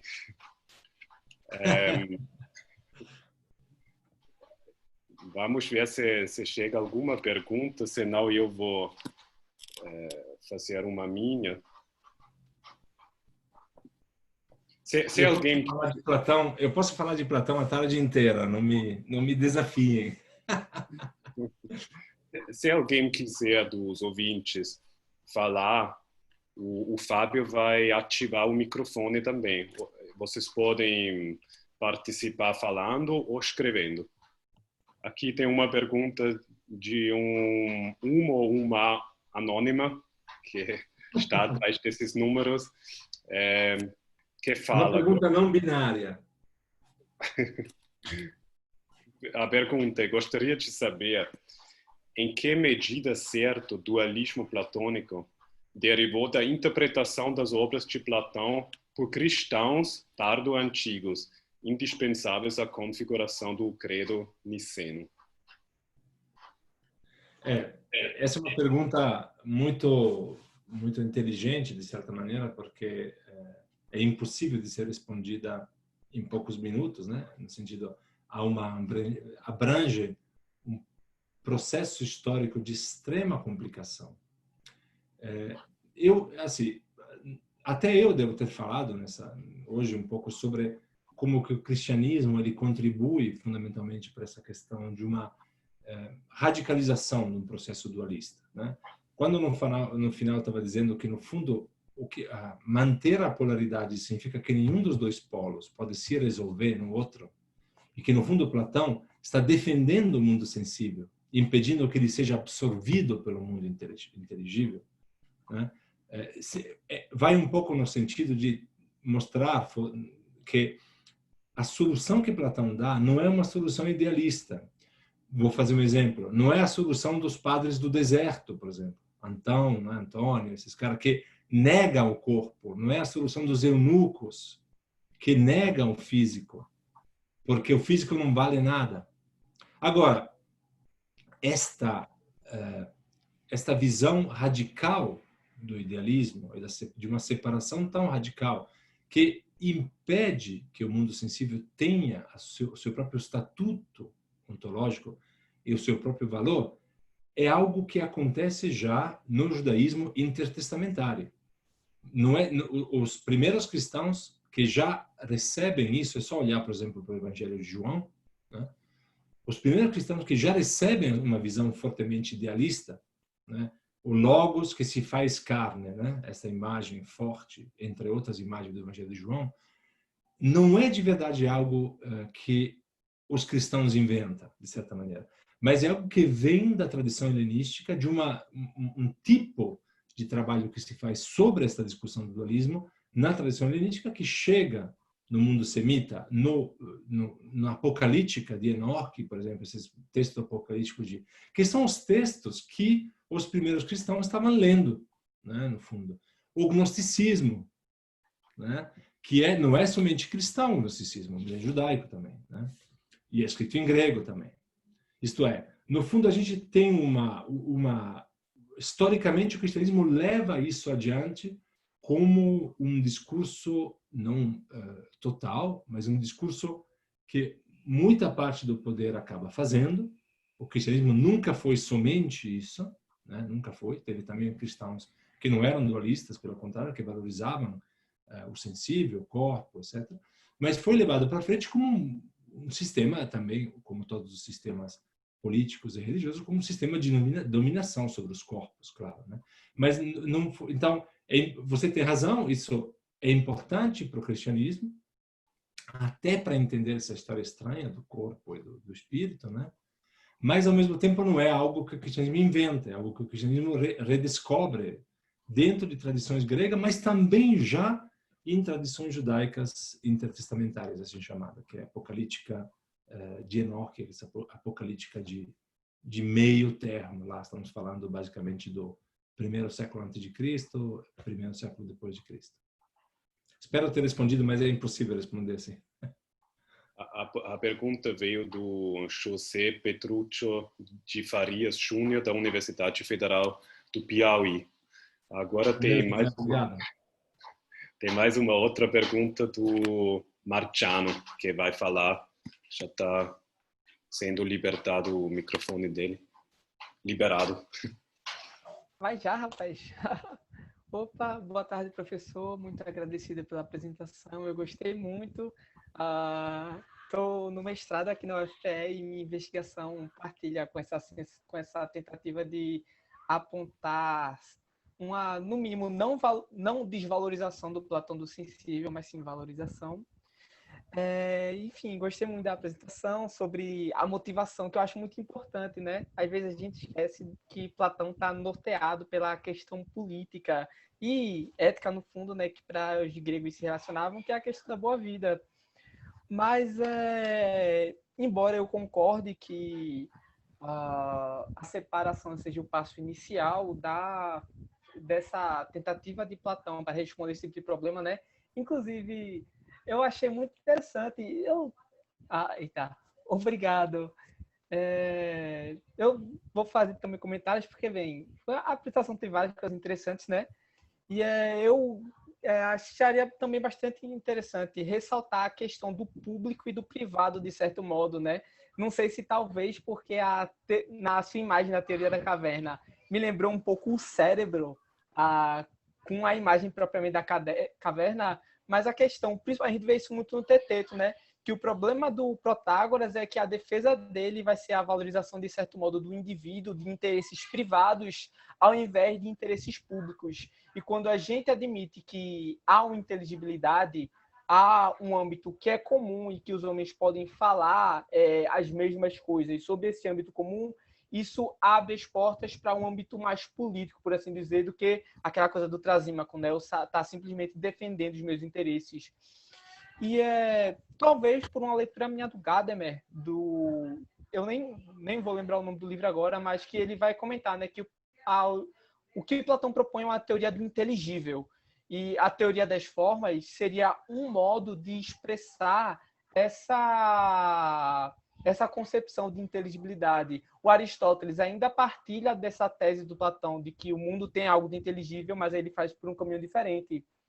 E quando eu penso na teoria das formas, e principalmente a valorização que o Platão faz, mas na República, até no Fédon eu não vejo tanto isso, mas na República me parece que ele sempre leva o sensível para o que é falso, o que é sombrio, e quanto às formas, e todas aquelas características, né, elas estarem separadas de algum modo do mundo.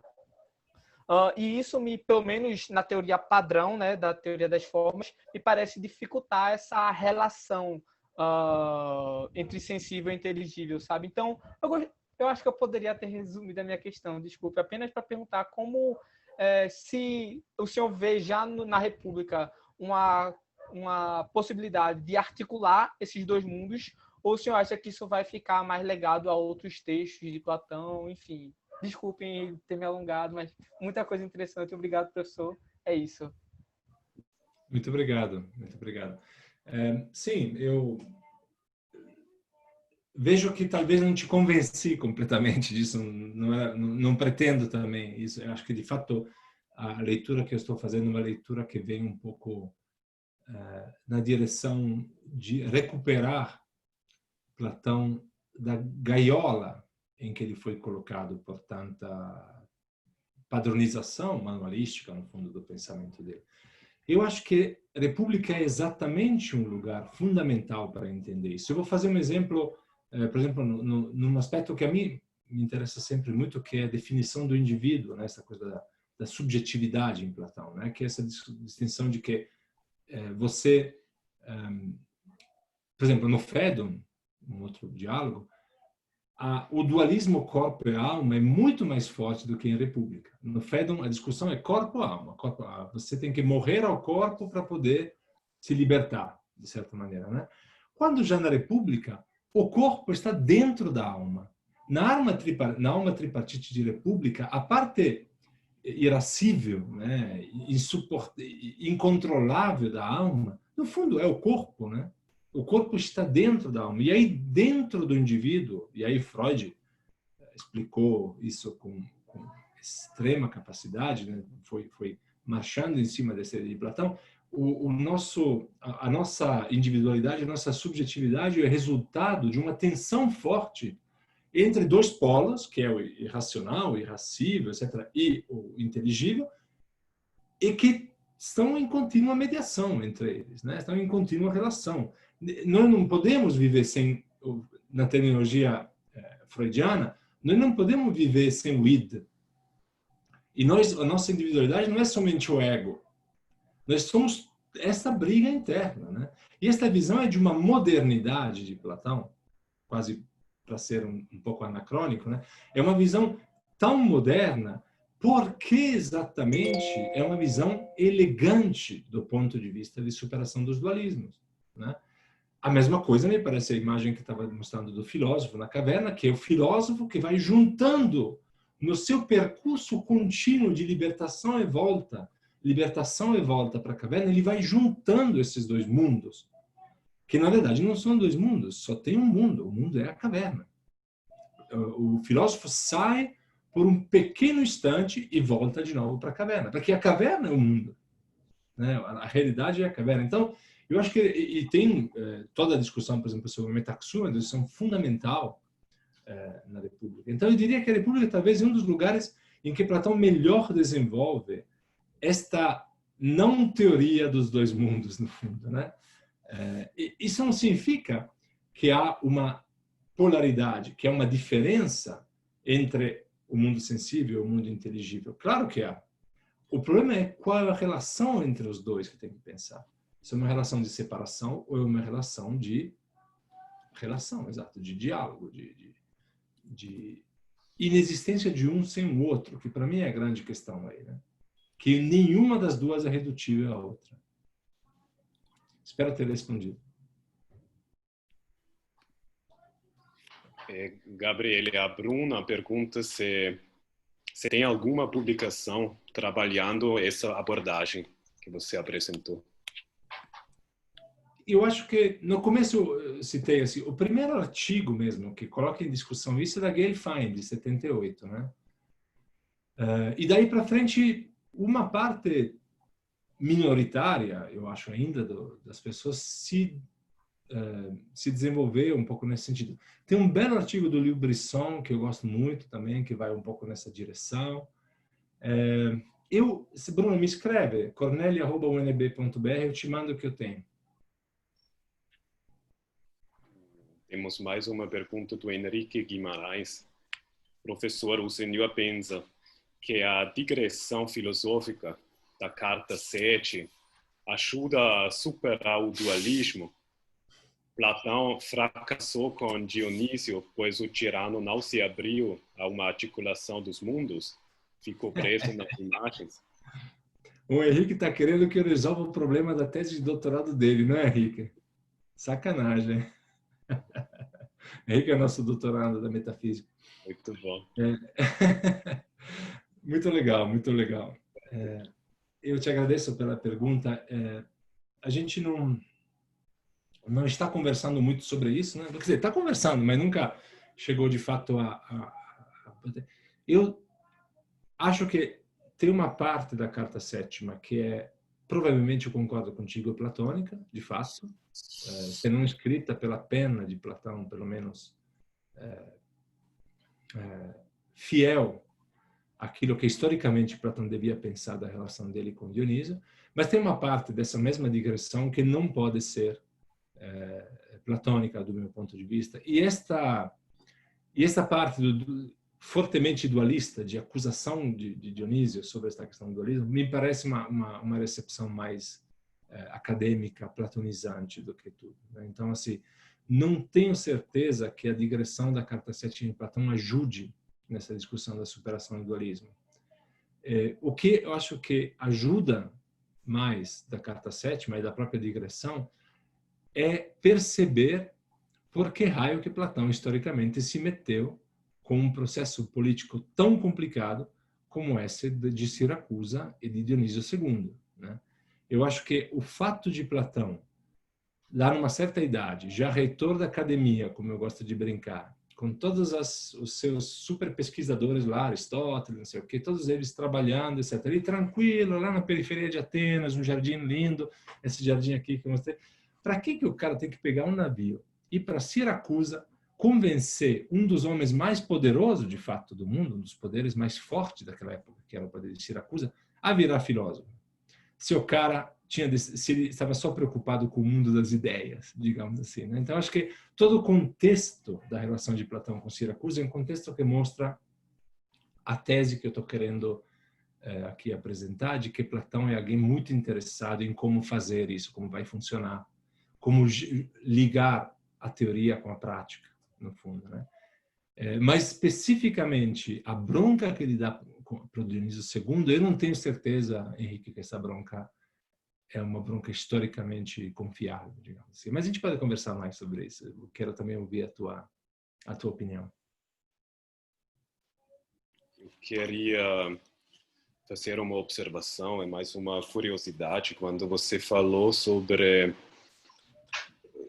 o fato de Platão tentar também até um certo grau explicar a totalidade, né?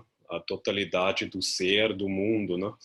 E acho muito curioso de ele não cometer o mesmo erro que muitos pesquisadores, cientistas da modernidade cometem, que eles tentam explicar o mundo somente através de parâmetros e critérios físicos, né?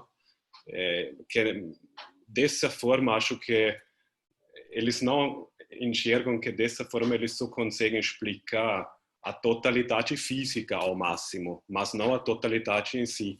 Enquanto Platão sempre reúne nessa tentativa de chegar à totalidade observações sobre o bom, o bem, que para nós seria uma categoria ética. Ele também acrescenta o justo, que para a gente seria uma categoria política. Ele também acrescenta o belo, que para a gente seria uma categoria estética. Então a gente criou muitas categorias separadas que proíbem um pouco chegar a essa visão totalizante, que talvez Platão estava mais próximo de chegar a essa totalidade, a explicar a essa totalidade na sua totalidade, do que o cientificismo moderno. Sim, eu acho que te agradeço, Rainer, porque essa é um pouco a base de toda a discussão. Talvez eu não pude entrar nisso mais detidamente, mas a base de toda essa discussão é exatamente esta maravilha que é a filosofia antiga, que nasce exatamente dessa pergunta, que é a pergunta que você não se faz às 3 da tarde, na terça-feira, às 4 da tarde, na terça-feira, que é: qual é o sentido de tudo? O que faz as coisas serem aquilo que elas são? Né?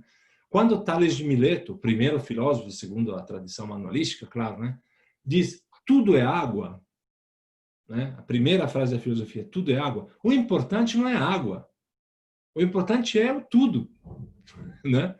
Isto é, o problema de você querer ter a ousadia de fazer uma afirmação não sobre o que você vai comer hoje, se o presidente é um idiota ou não, etc., mas uma afirmação sobre tudo. Né? E esta é um pouco a grande... É uma doideira, né, a filosofia, quando nasce, porque ela tem, de fato, uma ousadia de pergunta que até, você tem razão, alguma parte da filosofia depois foi abandonando quase que... quase envergonhada de fazer uma pergunta dessa, né? Como é que eu vou conseguir perguntar sobre o tudo, né? Verdade? E eu acho interessante, a mim me parece, sou suspeito, né, porque eu estudo Platão, mas me parece extremamente interessante o que Platão faz nesse processo ontológico, porque Platão recebe, ele dizia, ele parte de um problema ontológico, que é a questão do dualismo, né? Mas ele parte disso, com muita probabilidade, por uma questão política. Como também Heráclito faz isso. O Heráclito vivia na cidade, dizia o nosso colega Marcos Mota, aliás, acabamos de publicar o podcast Arcai com o Marcos Mota sobre Heráclito. Ele dizia nesse podcast, vou fazer propaganda do podcast da Arcai, tá? Alguém bote lá o endereço do podcast. Mas vale muito a pena, esse do Marcos Mota é realmente fantástico. Ele dizia, o Heráclito vivia numa cidade enorme, como Éfeso, muito barulhenta, em que as coisas passavam muito rapidamente, uma espécie de Nova York do mundo antigo, digamos assim, né? Uma New Delhi, sei lá, uma São Paulo, uma Rio de Janeiro, não sei. Não certamente Brasília, onde as coisas são mais tranquilas. E ele vai pensando o fluxo a partir da vida dele, da cidade dele. Acho que Platão faz um pouco isso também. Platão se incomoda com a pós-verdade, se incomoda com a falta de critério político, ético e político especialmente, porque é aquilo que a gente está vendo agora. O primeiro idiota que vai lá e fala qualquer coisa, a gente vai ter que acreditar. Entende? Quer dizer, como é que a gente reage a isso? Reage tentando criando uma possibilidade de uma fala verdadeira que seja independente de quem está falando isso. Se é a Globo, se é outro cara, entende? Então, fundamentalmente, eu acho que essa ousadia que a filosofia tem de querer explicar tudo nasce de uma dor, nasce de um tormento, fundamentalmente. Não é o cara que não tem nada para fazer às 4 horas da tarde de uma terça-feira que para pensar isso. Vamos pensar sobre tudo. Também, pode ser. Mas tem também um tormento. Por que eu preciso de critérios? Que sejam critérios quanto mais universais. Porque senão como é que eu vou combater isso aí, tudo isso aí que eu estou vendo? Como é que eu vou dizer que qualquer um que mandou uma mensagem no WhatsApp sobre o fato que, sei lá, o Covid é uma invenção do George Soros, é igual àquilo que fala um geneticista ou um virologista? Entende? Qual é o critério para isso? E a pergunta da filosofia que nasce com isso é tudo. Eu quero saber tudo, o que explica tudo. Porque se eu sei o que explica tudo, eu vou saber também combater essas teorias da conspiração, vou conseguir dizer que tem coisas que não se podem fazer, como impedir o aborto de uma menina de 10 anos. Isso não está errado. Acabou. Isso está errado. E eu posso te provar que está errado porque eu entendo como funciona tudo. Eu estou buscando um critério que me permite dizer, não é possível isso. Isso não é aceitável. Eu estou sentindo muito... Vou dizer, Rainer, para você, nesses últimos anos em que o mundo não está indo muito bem, vou te dizer seriamente, não está indo... A gente estava melhor uns 10 anos atrás. Eu estou sentindo ainda mais Platão próximo, porque Platão estava vivendo uma crise política e uma crise cultural em Atenas profunda, vivendo, e no final ele já tinha visto isso, já tinha passado e estavam ferrados. E ele estava tentando refletir um pouco, dizer, como é que a gente chegou nesse ponto? Então, acho que boa parte, de novo eu cito o Mario Vegetti, boa parte da filosofia platônica depende dessa sensibilidade política que ele teve. E que foi claramente desencadeada pela morte de Sócrates, mas também que teve a Guerra dos 30 Anos, que teve toda a crise da perda de independência democrática de Atenas, toda a discussão feita por ele, né, com Aristófanes, com Eurípides, né, e tentando entender o que aconteceu, que foi essa falência moral, esta falência ética, mas também essa falência cognitiva. Como é que o povo não está vendo o que está acontecendo? Como é que eu reajo a isso enquanto filósofo? Né? Bom, enfim. Obrigado. Muito obrigado por essa resposta. Achei muito interessante a sua observação sobre Tales, que o importante, na verdade, não é a água, mas é o tudo. Nesse sentido, talvez o diálogo Parmênides do Platão até poderia ser interpretado como um desafio a essa corrente filosófica que começa com Tales, que quer explicar tudo, porque aí em Parmênides poderia ser interpretado como se Platão falasse: eu não vou explicar tudo, não, eu vou tentar só explicar o reino, o então a unidade é mínima. Isso já cria um problemão. Então imagina falar sobre o tudo, não?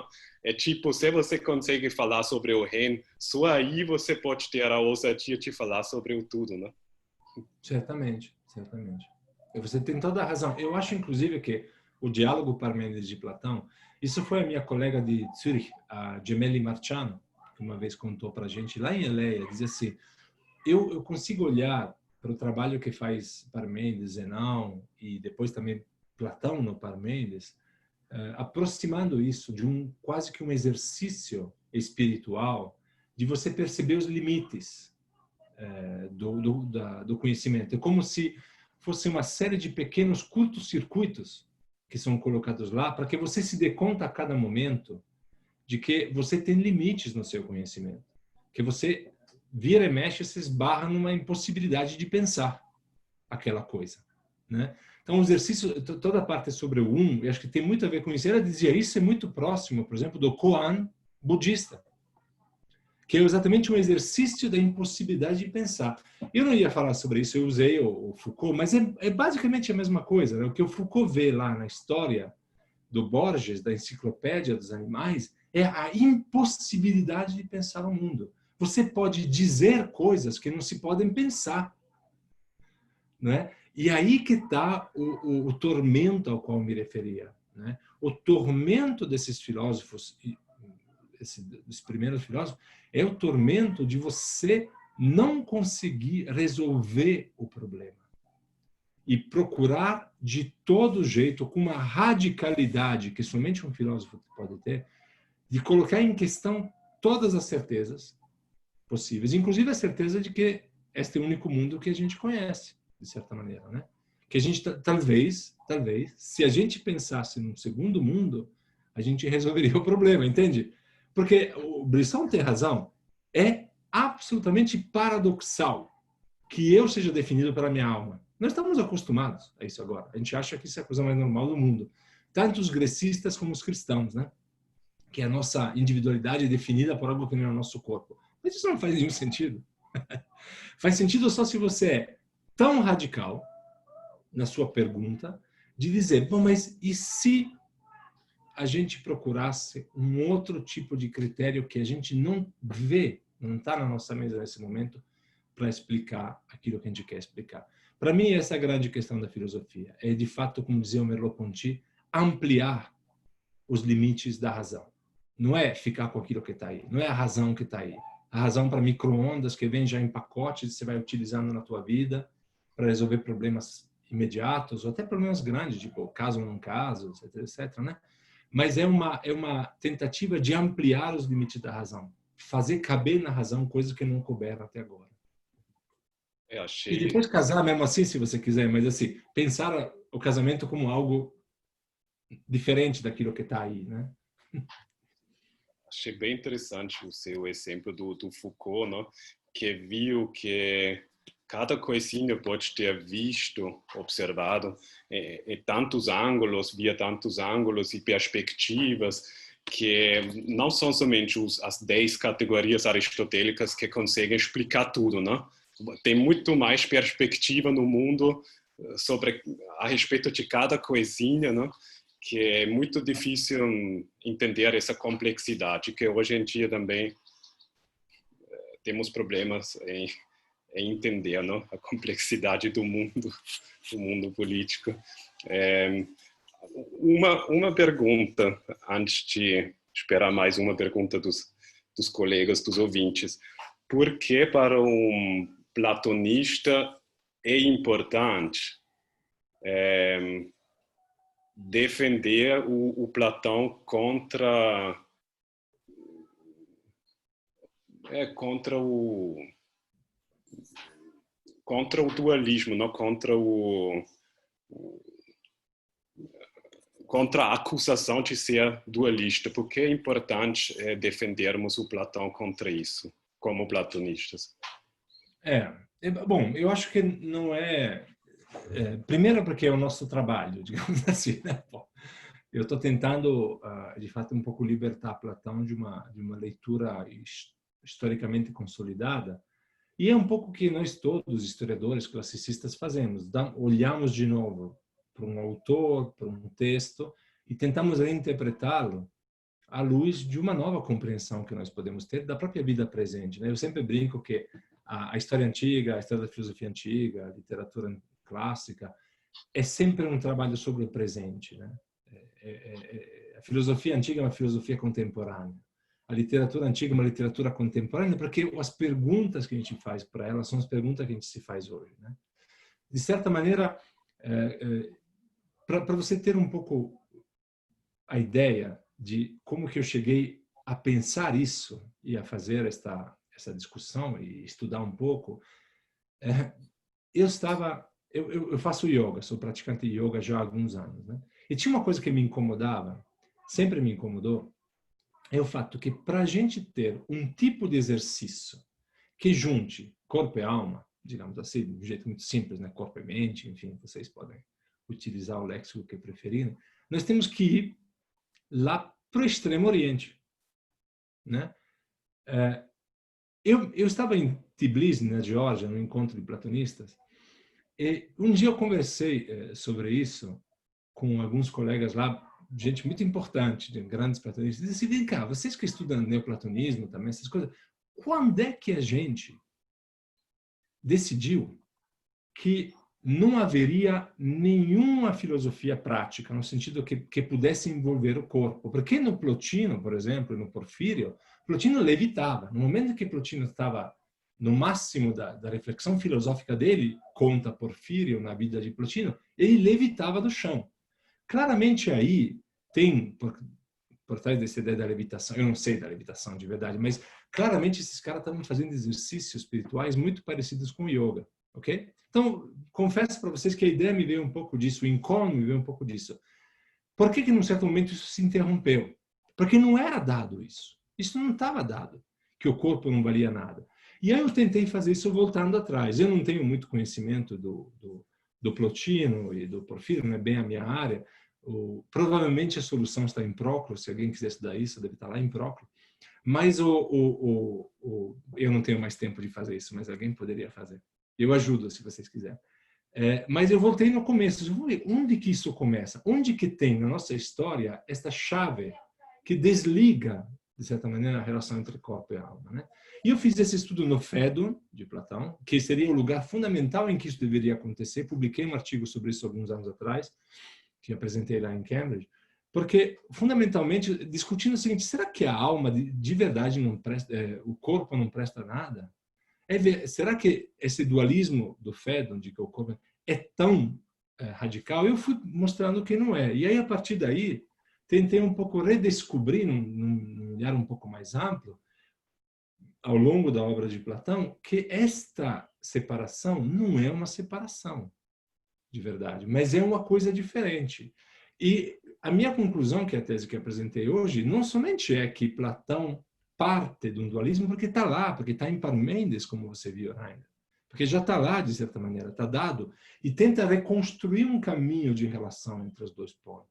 Mas mais do que isso, no momento que Platão coloca essas duas realidades como dois polos interdependentes, ele está salvando o corpo, está salvando a realidade. Porque, diferentemente de um idealismo absoluto, que vai acontecer depois também na história, até Hegel, fundamentalmente, né, o corpo, a realidade, não é absorvida pelo ideal. Não é. A realidade é tão importante que é o outro polo do mundo. A realidade egossensível, né? É tão importante que é o outro polo da mesma realidade. Então, Platão quase que garante a autonomia do sensível sobre o inteligível. Eu diria que Platão, se pudesse, faria yoga.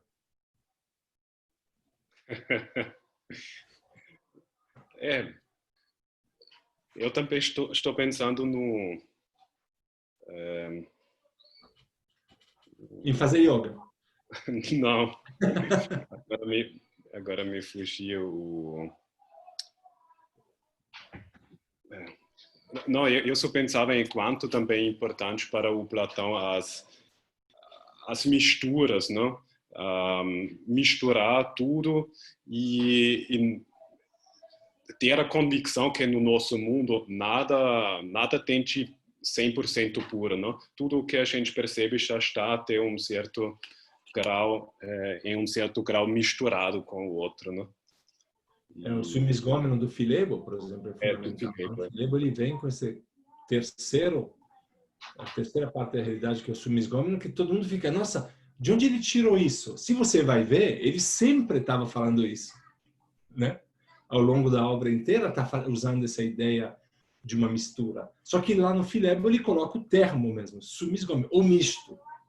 E aí o pessoal fica maluco, mas é porque simplesmente a gente tem que reler Platão, como todas as gerações fazem, a partir da nossa sensibilidade hoje, que a gente não aceita mais um dualismo radical, um dualismo absoluto. Aliás, no Filebo também explica um pouco a situação atual, política, social, que ele fala que a vida é trágico-cômico, né? É verdade. É verdade.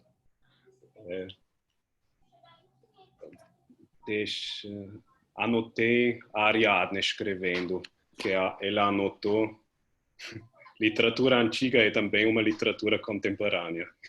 Tá bom? É isso. Na verdade, Ariadne, a nossa literatura da literatura antiga, essa é contemporânea.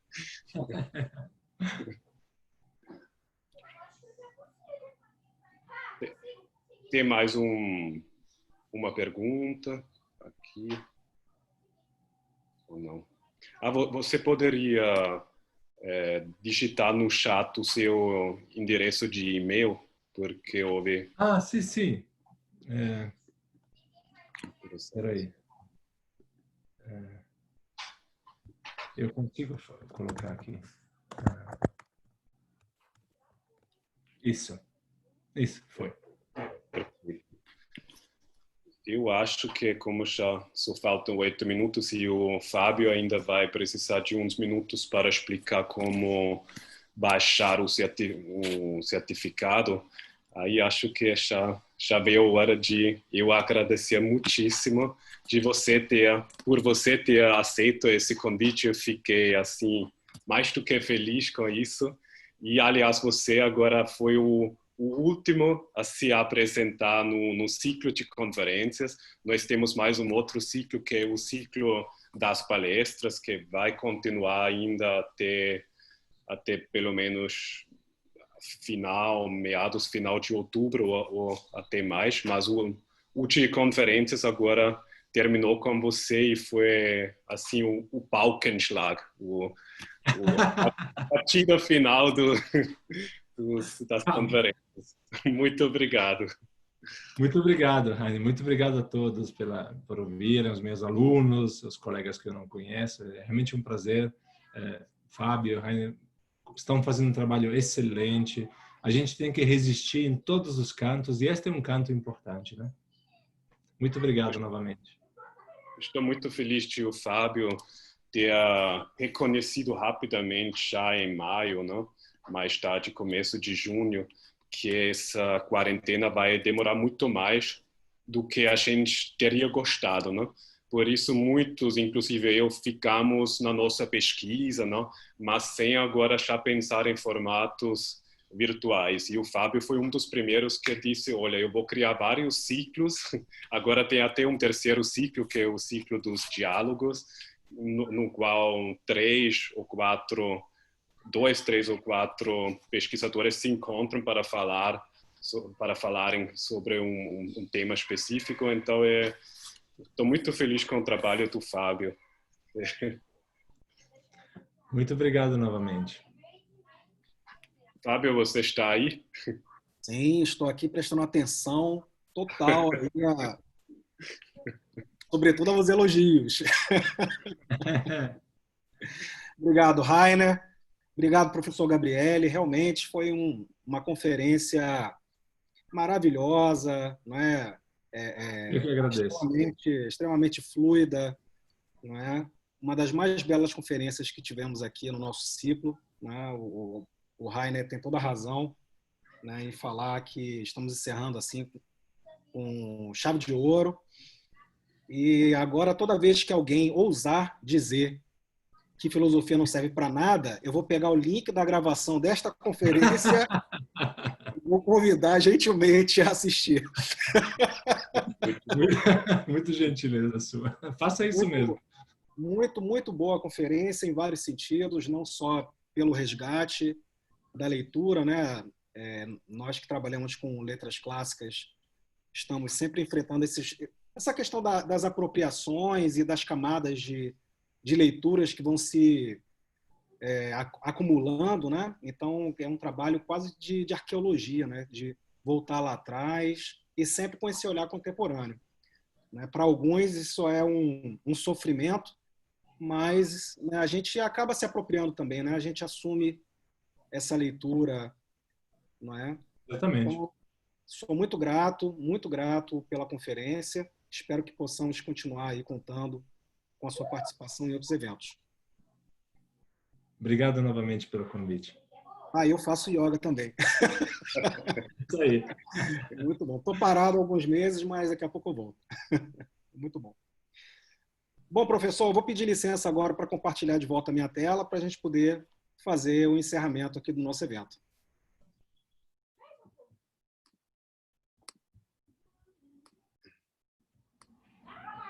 Participou da conferência? Baixe seu certificado, né? Vocês podem fazer o download do certificado na plataforma Event3, fazendo o login.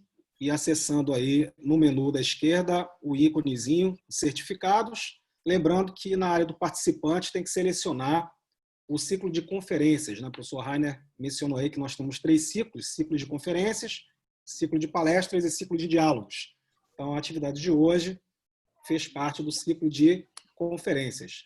Aproveitando para agradecer mais uma vez o apoio do Programa de Pós-Graduação em Letras Clássicas da UFRJ, o apoio do Grupo de Pesquisa Crítica Textual, vinculado à Fundação Biblioteca Nacional, e aproveitando ainda para fazer a divulgação do nosso próximo evento, dia 25 de setembro, às 10 horas, pelo ciclo de palestras, 17ª palestra, intitulada O Ódio de Creonte no 3º episódio da Antígona de Sófocles, uma leitura aristotélica da emoção de um tirano.